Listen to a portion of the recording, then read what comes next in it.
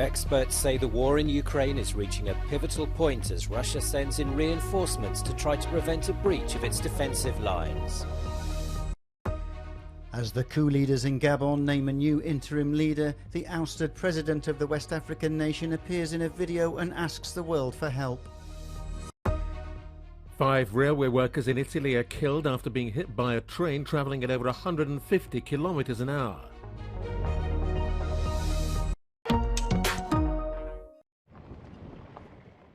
The battle on Ukraine's eastern front is reaching a pivotal point in the war with Russia. Experts say Robotyne in the south and Kupiansk and Donetsk remain focal points of dueling offensives. Ukraine's troops are coming under constant drone fire, but the mission remains to cleave out a land bridge between Russia and Crimea and cut off Moscow's forces in the occupied areas to the south. The Russian command realizes the dangers of a breakthrough. Large reserves of the Russian armed forces have begun to arrive in the Robotyne area. But neither army can function without ammunition, and Russian Defense Minister Sergei Shoigu has told workers at a military plant in the Tula region to set up non-stop, round-the-clock production. Shoigu has also recently travelled to North Korea to try to convince Pyongyang to sell artillery ammunition to Russia. Any arms deal between the DPRK and Russia would directly violate a number of UN Security Council resolutions. We're continuing to monitor this situation closely, and we urge the DPRK to cease its arms negotiations with Russia and abide by the public commitments that Pyongyang has made to not provide or sell arms to Russia.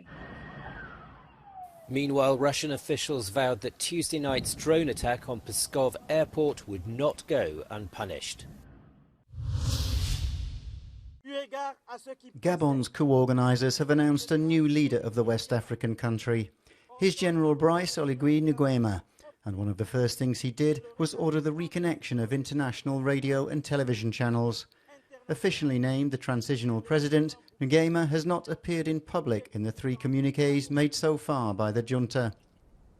But one person who has appeared is the deposed President Ali Bongo, who's under house arrest and has been accused of high treason against state institutions. In a video released by an anonymous source, the president asks his friends around the world to speak out against the coup plotters. Meanwhile, in the streets, there are signs of euphoria, but not in the way that Ali Bongo would appreciate. Thousands of people are demonstrating their support for the coup that's put an end to his family's ruling dynasty, at least for now. They've been in power since 1967.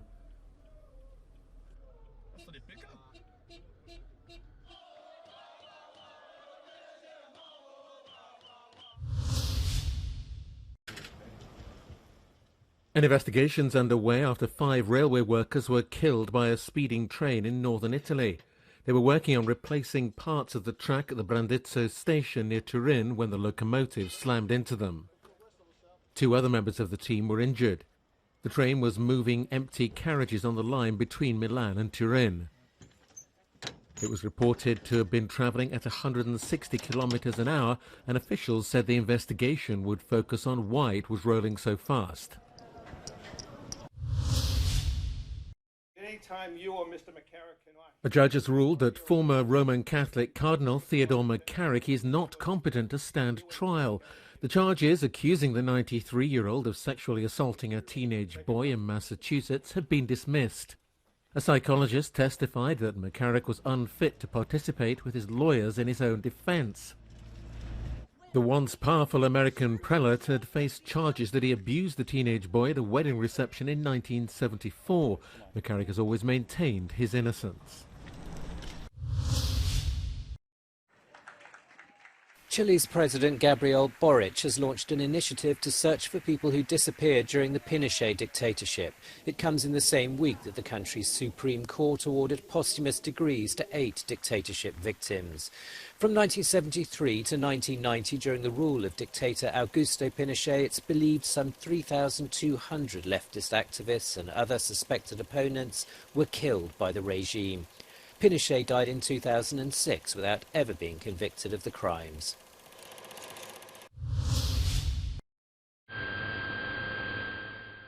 Tropical storm Idalia heads for Georgia and the Carolinas after leaving a trail of destruction in Florida. Arriving in the Sunshine State Wednesday morning, winds of an estimated 200 kilometers per hour triggered a catastrophic storm surge. All states hit by the storm have had to declare a state of emergency. Most coastal areas heeded the warning to evacuate, but some further inland thought they could brazen it after pure luck in previous hurricanes. I hear literally my fan go off, and I said, okay, the power went off, that could be the worst case scenario, and then I open my door and I see a river outside. The focus now is to clear debris and restore power to the hundreds of thousands of homes that have been cut off from the electricity grid. Anyone thinking of profiting from the situation has been warned with signs emblazoned with "You loot, we shoot." Meteorologists meanwhile say a rare blue supermoon could further raise tides above normal levels, on top of Idalia's destructive impact. I want to say thank you. Top US Republican Mitch McConnell has suffered another health scare before the cameras, his second in recent weeks. The senator appeared motionless and unable to speak while taking questions after an event in Kentucky. He froze and fell silent for about 30 seconds. The 81-year-old's aides came to his assistance and helped him to hurriedly finish the press conference. McConnell was struck by a similar malaise in July while talking to the media. President Joe Biden, who's a year younger, has expressed his concern. Trump said in the 2016 campaign, I could shoot a man in the middle of Fifth Avenue in New York and people would still vote for me. And there are some Americans who will do that. He was a media whirlwind in 2016, and in 2023, Donald Trump is back in the media spotlight with his criminal trials and his hopes of winning the 2024 presidential election again. The former president insists on his innocence and accuses the media of a witch hunt against him. That narrative resonates with his supporters, who are increasingly committed to his cause. A conviction, or even just the indictments, probably hurts him more than helps him. However, in the primary process, in the nomination process, it's clearly helping him. It's taking attention away from the other candidates. But the bigger issue with simply saying Trump is leading in the polls is that the media is buying into basically a reinforcing narrative. What happens here is the media give all the attention to Trump. If the media actually made this a level playing field in terms of covering candidates and issues, rather than treating this as a circus with Donald Trump as the ringmaster, then you might get a true democratic process rather than one where the media effectively is an accomplice to what is an attempt by Trump to anoint himself as the Republican nominee. Despite Trump's shadow continuously looming over the Republican candidates and overshadowing their electoral platforms, there's a broad understanding that the former president's figure remains crucial for winning the party primaries. Well, there's an immediate answer regarding the Republican candidates in their debate on Wednesday night in Wisconsin, and why 6 of the 8 said, look, even if he's convicted, I support him becoming president. And that is that the political calculations for almost all the candidates is, if you say that Trump shouldn't take office, you lose any chance of getting voters who are Trumpists. And to be honest with you, that has been the phenomenon for the Republican Party since Trump became president in 2016. Outside the Republican ranks, the national mood might be pointing in a different direction. A significant percentage of American citizens say it's time to turn the page, even for Joe Biden. 75% of American voters do not want a repeat of Trump v. Biden. 66% of Republicans don't want him to run again, and a similar number of Democrats don't want Biden. So I think a lot of Republicans will say it's time to move on.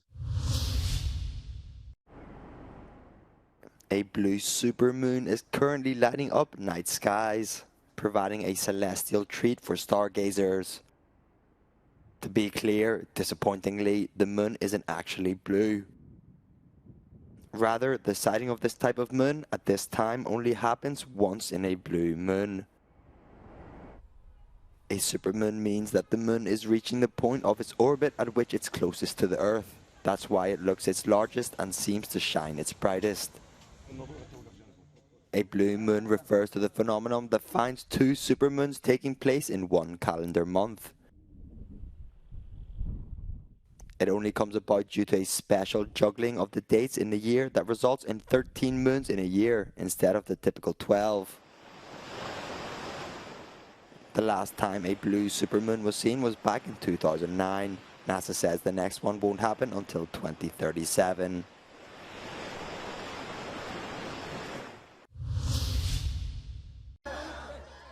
Venice rolls out the red carpet and fills with glamour at the opening of its famous film festival. An edition with more Italian and European flavour than ever. And it's for a matter of principle. Hollywood actors have been on strike since mid-July. The president of the jury, American director Damien Chazelle, has expressed his support for the walkout and for cinema as art, not as content to feed a channel. David Morricone does more from the Serenissima. The 80th edition of the Venice Film Festival kicked off with the Italian World War II film Comandante, which replaced Luca Guadagnino's Challengers due to the ongoing writers and actors strikes in the US. It's a strong sub, as the film finds humanity in the darkest of places, as World War II submariners disobey their orders and save some of their enemies. But the main talking point on the Lido at the moment is still the inclusion in the lineup of 3 controversial directors, Roman Polanski, Woody Allen and Luc Besson. It remains to be seen how these films are received, but they will premiere in the coming days. From Venice, David Morricone, Euronews.